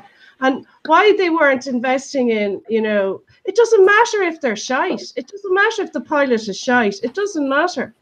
At least building an industry. Yeah. It is, but it's introducing new faces to RTÉ, and it's breaking that mold that they have, or framework. And this idea, like that notion of giving the BBC $250,000 an episode for EastEnders that they can watch on another platform anyway. Yeah. Okay, I accept RTÉ are using it to sell advertising as well. But there absolutely no way are RTÉ getting $250,000 worth of advertising for each episode. Because if they are, they have underplayed their income level big time. Yeah. And for years, RTÉ were buying Grey's Anatomy and ER when they could have been investing a bit in homegrown drama. But all that, but it's not even like buying it in. It's the viewer, the Irish license payer has access to that product anyway for free. They do now, yeah. So why do they fill 2 channels with acquired programming? Because it's a safety thing. Isn't it? They know that people are going, but like they know that people are going to watch it. You know, it's kind of tried and trusted program, and if you go back to if you go to festivals that have the same acts over and over again, they're headline acts, they're faces that people know. People say, "Oh, look, there's Joey from Friends," or "There's the guys from Grey's Anatomy. Oh, I remember that show. I had good times," and that's kind of triggering things in people's heads. They go, "Oh, yeah." Yes, but they're pushing the most of that acquired programming is going on 2FM or not to Network 2, right? Yeah. That could be sort of the avant-garde channel for RTE or for the Irish Arts, the Irish Broadcasting, and they actually have the budget allocated to it. If you were to take out what they put into acquired programming and other acquired, they have it under two. They have it under two nominal ledger accounts. So, sorry. That's what I just think they're spending money on a has-been product that people already have access to, rather than investing in innovative products. Yeah, and it will kill them in the end. That's what it'll do. Yeah, well, say that again, Brian. It will kill them in the end because. Oh, but they are dead. Yeah. They are dead. Like Vanessa, one thing you said today, you were saying that they were selling the land in Donnybrook piecemeal. They should just sell the whole lot now and just. Well, first of all, I mean, I know somebody on the thread today, and I'm sorry I didn't engage with it, but I was on the road. Was that they sold 9 acres for such a value, so that makes it actually the whole site worth 250 million. Like, it was sold 2 years ago. We're in a market that has now gone up 20 to 25%. And also, I would argue that the site as a whole, with the access it has to the road and the entrance it has, is worth more. Mm-hmm. Now, we can leave that open to conjecture. I'm not going to pretend I'm the person for that. But it makes sense. And where would they go? I mean, they have facilities in Galway. They have facilities in Cork. They have facilities in Limerick. And also, a lot of this is kind of mobile. You know, these radio like a lot of stuff can be done anyway. You know. But if you look at the amount of their programming that's coming in from off-site anyway, why do they need such a big facility? Vanessa, I want to go through the RT report, but we're going to have to hold off till next week because we're kind of running out of time. I know. Just one thing on the RT report. I know one of the posters today gave the top 10 programs, the top 20 programs. The graphic in the report gives a different result. So either the annual report is wrong on the top 10 viewed shows of 2017, or that comment is wrong. So I've actually emailed Ian the graphic of the top 10 shows, but the top 10 was the Late Toy Show #1, and literally the next 8 were rugby, GA, and soccer that they have to compete for. Yeah. Obviously Storm Ophelia newscast and one of Mrs. Brown's, again, which is not theirs. So. In fact, Mrs. Brown was the only scripted show, wasn't it? This is what's in the annual report. I know somebody posted up a whole list of the top 20, and they were different to what was in the annual report. I took all my information from the annual report, and I make no apology for measuring it with the BBC because the viewer profile is the same. Okay, that's and they're both public service broadcasters, the last 2 probably in the world. I mean, to compare, I mean they're. Well, they are, and also the British government have invested now into the BBC to help strengthen their regional network, their signal or whatever. Anyway, Vanessa, thanks so much for having a look at the report, and the piece is really good. It's on the site. Well done, Vanessa. Brilliant. Brian and Emily, will you please say hello to Olga Cronin? Olga works with us on the sheet. And hi guys, how's it going? I really enjoyed listening to you chat. Hey Emily, how are you? How's it going? Good to see you. Long time. Yeah. I was really enjoying listening to all you guys talk there. So hello. Were you on a shift, Olga? No, I wasn't. No. I've been here the whole time. Oh yeah, you were actually. Yeah. Sorry. No, there. Olga has been covering the Disclosures Tribunal at for the last 2 months, is it? A year? Yeah, but I mean, it's solid now. The last. It's been solid. Yeah. So it finishes tomorrow. Yeah, finishes tomorrow. So they're in the middle of the final submissions now. So we had final submissions today, and tomorrow we'll hear the rest of some of the Garda submissions were made. The Guards will finish tomorrow. We'll have INM, and then we'll have Mars McCabe's.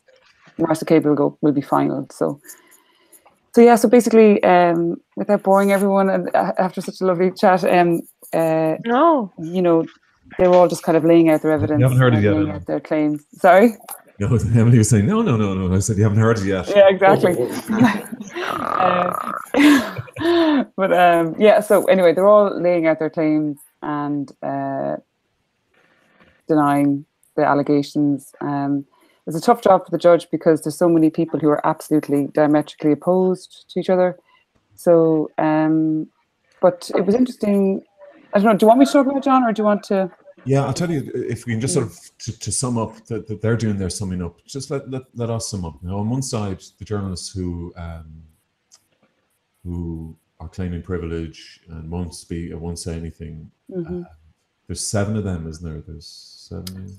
Well, there's 3 from the Examiner, and then there's Debbie McCann from the Mail, and others generally have kind of said they've changed their position just in the last couple of weeks and have come out and said he never said anything to them, or he never. John Mooney and Mick O'Toole Conor Lally, yeah.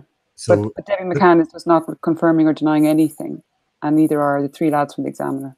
And then you've got Paul Reynolds and Paul Williams. Paul Reynolds and Paul Williams, yeah. Paul Reynolds did invoke privilege on one particular thing in relation to a report he did, the O'Higgins report. So he wouldn't confirm who gave him that report, the leaked report, which he was criticised for by Mars. And we talked about that last week. Yeah, so, and then you've got Fionnán Sheehan, editor of the Irish Independent. Yeah, so I suppose it's important to kind of, so there's one batch of journalists who have been accused of having been negatively briefed and by Dave Taylor, by Superintendent Taylor, the former head of the Garda Press Office. But then you've got this other batch of journalists who've been kind of brought in because other journalists have said these journalists talked about McCabe in a derogatory way. So you've got Anne Harris, former editor of the Sunday Independent, claims Fionnán Sheehan, who's now the editor of the Irish Independent, saying that calling Mars McCabe a paedophile. Fionnán Sheehan absolutely categorically denies it. You've got Alison O'Reilly from the Irish Daily Mail, formerly of the Irish Mail on Sunday, saying that Debbie McCann told her that, the story about Misty and Mars McCabe had been confirmed to her by Dave Taylor and Noreen O'Sullivan. They completely deny that. So there's kind of a lot of stuff going on, but there are particular journalists that Superintendent Taylor says that he briefed, and essentially none of them have corroborated that.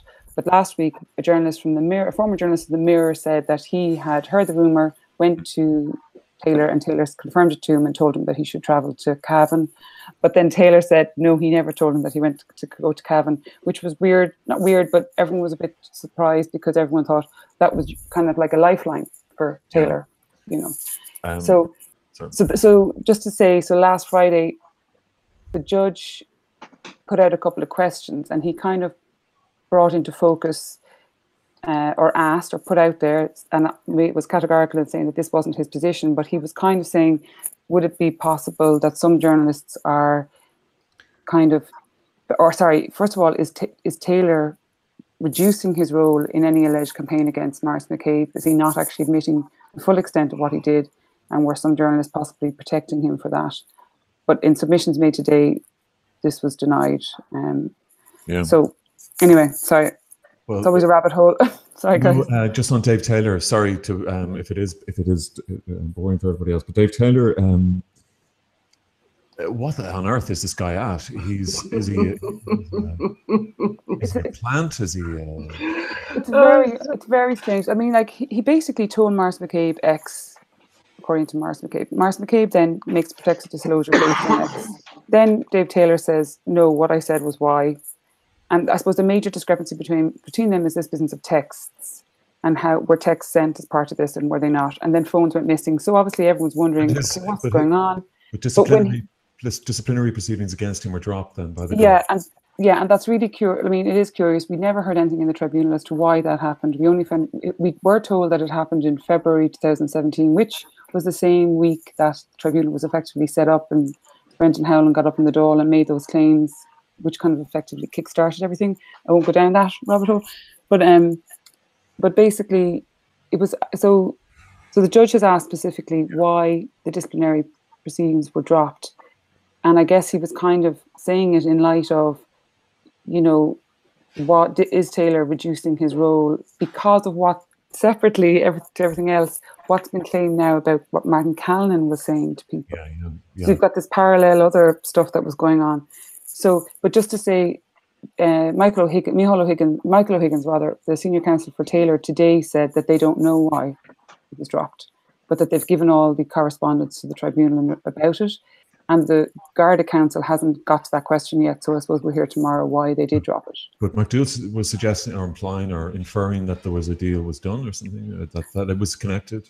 Well, no, McDougall hasn't given his submissions yet, but the judge, it was in his list of questions from the judge. Sorry, I beg your pardon. It was in the list of questions from the judge where he asked what was he supposed to infer of these phones that went missing. Why did Taylor say to the High Court that these phones had evidence of texts? And then it turns out, oh, actually, he had the phone all along. And he didn't know that. He also said to the High Court that when he was, sorry, it's so overlapping, but when he made his protected disclosure, when he talked to Maurice McCabe, he himself was under criminal investigation for allegedly leaking material to the press. And when, as a part of that, he had made an application to the High Court to stop the investigation into him. And he also said that these texts were in phones that had been seized. And he also said that when he was under investigation and when he was questioned by the guards, these texts were shown to him from this relevant period. So his argument was, there's texts on these phones, there's evidence of this smear campaign or of this campaign. And, but then it turned out, well, actually he had the phone all along. And also, in addition, during that investigation, these texts there was never any text put to him. And in actual fact, what was put to him was billing records. So there were no texts. But it should also be said that Taylor is categorical, that he didn't tell Maurice that there were texts sent to journalists about him and the Miss D allegation. What he said to Maurice, he claims, was that he was sending texts to Martin Callanan and Norina Sullivan about media updates about Maurice. But that is curious because they have a press office. They do that every day. They monitor the media. They have Terry Prone helping them. They have, so it's curious as to why what those texts were about. He seems to have just sown so much confusion. And he comes in and he's like over the cobblestones, the laughter walking in. My God, it's very curious. And I guess a lot of much perjury going on in that. Yeah, there is. Mick Wallace said it last week. There's never been a judge in the history of the state who's been lied to so much. And the judge kind of chuckled. He didn't really. He didn't stop him. He didn't say anything. He referred to today as something being said very colourfully, but he himself said a few weeks ago that an awful lot of people are lying. So, and like, how do they cope after this thing now? A lot of wounds. Because we've spoken with that. Self-inflicted. It seems. Well, I suppose, there's very heavy-duty allegations have been made. You've got the editor of the Irish Independent being accused of calling Maurice McCabe a paedophile. By the editor of the Sunday, or the Sunday. Yeah. And when she made, and it should be said today, it was made in the submission on behalf of Anne Harris today. It was, when we heard it already, but it's worth noting that Anne Harris says that she came forward once the judge asked for anyone with information came forward. And part of the response to the tribunal, to Anne Harris's statement to the tribunal, was that, what she's told you is not protected from defamation proceedings, So there was a kind of a threat to her, or a threat that they might sue her, So wow, but it's covered. That's kind of level of. Sorry. That's fascinating. Yeah, and also when Alison O'Reilly said what she said to the tribunal, we already heard like the judge kind of took Sebastian Hamilton, the editor, to task about why did they send a letter to the tribunal talking about an issue she had with her employers, as opposed to actually dealing with the facts, which were that they had an employee who went to the D house and they never told the tribunal, and it took them 5 months to admit it, and it was only admitted after they found out from some other witness that it had happened. So so the Charlton's report will be as damaging to the journal, to the Fourth Estate, as it is to the An Garda Síochána, I imagine. I reckon so. And Vanessa, I think you said that a few weeks ago, and if not last week or 2 weeks ago, and I think I suspect. Maybe because we're in the thick of it now.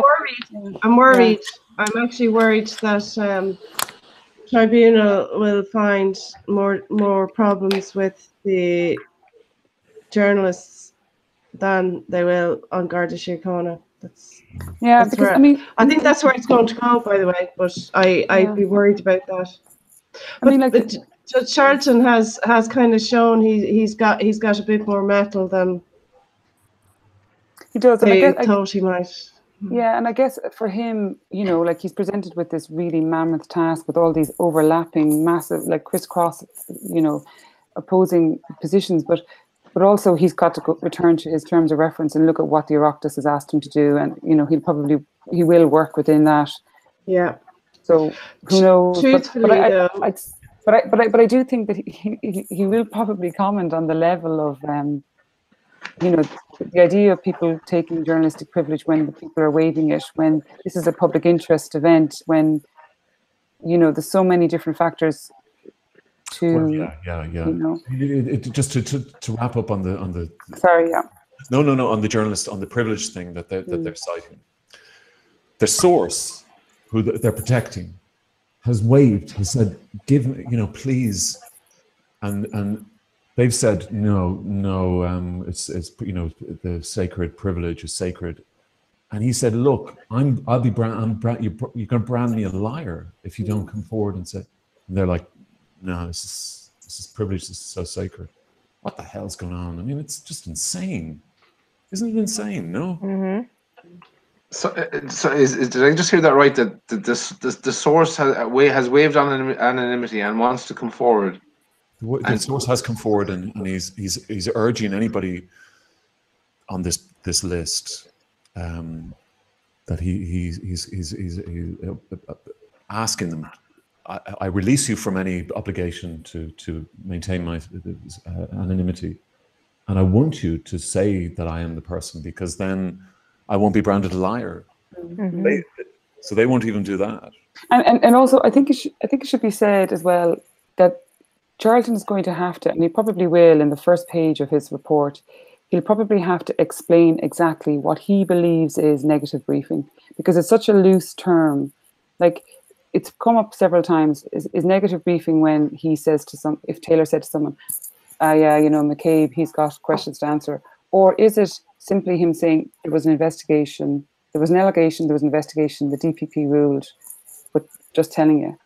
So, like, is telling the facts just a negative briefing? And I think because it's only in the most recent week or so that some journalists have been asked themselves, do you believe that to be a negative briefing? And some of them have said no, right? So if some of the journalists are saying that they weren't, no, I was never negatively briefed, but they don't believe that being told us those facts is a negative briefing. Yeah. It's open for. But I think Charlton will. I think he himself has made it clear, and it's been said several times, that he just does not understand why the matter was being discussed at so many different points. Why was it up for discussion? Why was it up for discussion before the O'Higgins Commission investigation? Why was it discussed at the pre-PAC meetings? Why was it discussed to Paul Reynolds before he was writing a report about O'Higgins? Is Paul Reynolds still doing a crime for RTE at the moment? I am pretty sure. I haven't seen him the last few nights, but I'm sure he is. Yeah. I just can't believe that they haven't even been asked to step aside for the duration of this tribunal. They're accused of really collusive behaviour and. But I think, sorry, Vanessa, I think it's like you said though, John, before. It's like, and it was said today actually by the counsel for Alison O'Reilly in his submission that some journalists, they could have been negatively briefed without even knowing they could have been negatively briefed. You know, it was like Paul Reynolds, and we said this already, you know, he was on the phone or he was talking to people, he was taking notes. In his notes, the Misty allegation came up twice, April and May 2016, before he did his report about O'Higgins, which was criticised by Maurice McCabe. And you have to ask, well, why? Who was telling you that? And yet he kept saying, I wasn't negatively briefed, I wasn't negatively briefed. Okay, but why was this Misty allegation being told to you? Oh, it was just in conversation. And it's the same with Cathal McMahon, from the former guy from the Irish Mirror last week, when he said that he had gone to Taylor. Taylor confirmed it and suggested he goes to Cavan. Yeah. And he said, no, I wasn't negatively briefed. So do you see what I mean? There's a whole debate about language, I think. Okay, thanks. And Garda... So the Garda Council will finish his submissions in the morning, and I think it'll be I&M then, Independent News Media, and then we'll have Michael McDougall they'll get the last word. That's what we were told. So then Maurice will take the stand? No, not take the stand, just the submission. Oh, yeah, sorry, McDougall. McDougall will do their summing up. Yeah. Sorry, I'm half dead. It's a long week. Any thoughts from anybody on the Disclosure Tribunal? Sorry, lads, I hope that was clear. Probably clear as mud as usual. But anyway. No, brilliant, Olga, as usual. Thanks a million. Fair play. He's just saying that, Olga. I know, yeah. I just say it every week. You do. I'm looking forward to reading the book. Oh, yeah. Neil, Me too. I think the papers have gone up, and I was just wondering if, I don't know if can you share them? Yep, I have them all ready to go. Oh my God. Super efficient. Nice one, Neil. Yeah, amazing. That's what I do. It's incredible. Just wait till you see what the papers have in store for you. Okay. Olga, do you want to? Yes, the top one there. Have you got the times? Is it up? Yeah. Oh, the confidence and supply deal on brink as war of words go on. Yeah. So this is between Leo and New Hall. So they're just Does everyone know this? So the Taoiseach questioned Micheál Martin's commitment to the deal that keeps, this is yesterday, or today I guess, to the deal that keeps Fine Gael in power, saying that he was sending mixed messages. The spat intensified after Martin said on Wednesday night that Varadkar was acting like he had a divine right to lead and needed to cop on. So there you go. But I think this is Micheál kind of asserting himself, because there's huge problems in Fianna Fáil about this confidence and supply agreement anyway. Yeah, Micheál Martin is allowing him to be that whatever peacock. Surely. Yeah. Oh, he is. He's like, this is it. And there's the whole split in Fianna Fáil with the no campaign and the yes campaign. So. I mean, Micheál isn't even safe in his own constituency from the Fianna Fáiler. So it's just this. It's almost like this cocks in a ring. Like not a lot of out tripe. Sorry about the language to all the guests. Tripe a bad word now, is it? You mentioned cocks or something. Well, they're Taoiseach rejects UK's latest plan. Sorry, Neil, is the Examiner? Yeah. It is, yeah. I blame Brian. I think you're bringing out the worst in John. The Examiner actually. Have you a story to tell us? The Examiner has a story. It's not the main story, but it's down at the bottom bottom left. So the new homeless figures came out today, and they're showing, so there's a new record, and the story there by Noel Baker. The government has been told its policies in reducing homelessness are not working after latest data showed record numbers are in emergency accommodation. So the figures are 9,846 people are now in emergency accommodation, and there's diminished children is the number is 3,826. Meanwhile, Leo is down at Body and Soul having a great time. That is, that's fact. You're right. Sorry, downer. No, sorry, no. Downer. So there's that. Up here, the main story by Joe Logue. Water restrictions and outages could continue into autumn. Public urge to conserve water during heat wave. Legal action taken to enforce hose pipe bans. Households across the country are facing water restrictions and outages as the ongoing heatwave continues to put the water network under extreme pressure. So, yeah, 30 degrees today, was it? 30 degrees? 33 somewhere. Wow, was it? 33. God, The it was highest really since hot. 1967, I heard. Oh, there you go. And I came up to Dublin to do the show. You came up to do our show. You can do it on the internet. From anywhere. Yeah. Yeah, like Brian was in I'm in Cambridge. Hawaii. So where was Brian? I'm in Hawaii at the moment. Wow, I'm in Dublin. Hawaii?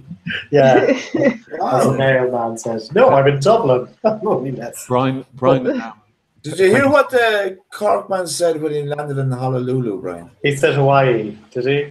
Sorry. And what did the mailman when he arrived in New York say? He said, Staten Island?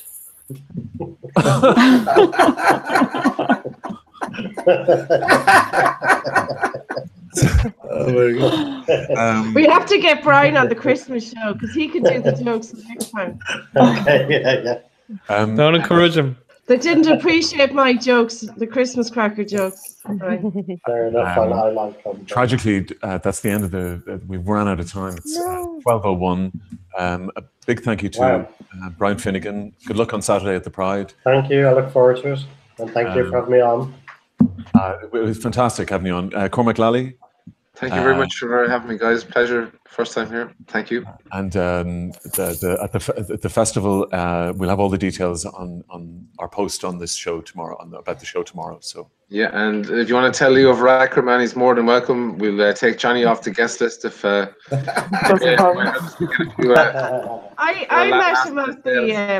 him at Dublin Castle. I thought he was +1 now. Emily O'Callaghan, thank you very much for joining us. Surprisingly conservative about Leo going to festivals and whatnot, but we'll chat about that. Why shouldn't he go to festivals? Did he pay his ticket? Did he pay for his own ticket? I heard your mind. You should be conserving water or something, getting up earlier, or come on, a whole host of things you could be doing. Well, I bet you he'll be at that gig on Saturday there now, and I wonder will he be wearing lycra and spangly tops and stuff. Oh, come on. Is he going to Pride, Brian? He was there last year. No, he was there last year in an official capacity, but not this year in an official capacity. So you could make him the. You could make him the Marshal. Is it the Lord Marshal? Grand Marshal. Would you have a Marshal? Yeah, I guess it's Grand Marshal, but he's not this year. Sarah Phillips from Telly, trans, very long-standing trans activist, is the Grand Marshal of Pride this year. Geez, I'd love that job. And do you get to sit on the bonnet of a car, like? You do, yeah. You get to languish on the bonnet of a car. Oh Jesus, I'd love to do that. Dublin. That'd be totally off my street. No, I'd love that. Well, maybe we will have a broadsheet float next Pride. Yes. The job is great with all these. Okay. Thank you very much, Emily, and Johnny Keenan in Kilkenny. Neil Curran, brilliantly produced. Neil, thank you. Flawlessly. Brilliant. And Olga Cronin, who'll be in Dublin Castle tomorrow. Thank you so much for all the stuff from the Disclosures Tribunal for the last time, so they'll never have to hear about it again. What's she going to do, Olga? I have absolutely no idea, Vanessa. What are you going to talk about? What did the guy say? What am I going to talk about? What did the guy, a journalist came up to you and said, what to you? Oh, John. Oh, we won't say what his name is. You have to say it now. You have to tell us now. No, he asked me, was it somewhere for me to be? Like, is it just somewhere for you to be? Like, you know, the way, like a laundry, you'd sit in the evening just to, you know. What? It's terrible, isn't it? Yeah. You have to name it. You have to name the prick. No. Olga, did he mean as a woman? No, I think he just meant, I suppose there's a lot of, I don't know how to explain it. John, you know, like, I think there's probably just a bit of a distrust when you do something for, he thought you were like, not an established, I don't know. Yeah. I don't know. It seemed really... But even as a professional courtesy. Like, there's a professional courtesy you're entitled to anyway. Like, here. Yeah, well, No, it was a fact. He wouldn't have said it to John, I bet you. If John was sitting down there every day, he wouldn't have opened his trap. He's been nasty to us on Twitter, but you know. Okay, well, anyway, it's not the journalist. It's not the journalist who wrote in the Herald the other day, is it? No, God, no. That bombshell. Thank you so much, and we'll hopefully see you on the site. Good night, everybody. Good night. Thank everybody, particularly our guests, Cormac, Brendan, Brian, and Emily. Thank you so much. Thank you. Nice. Bye.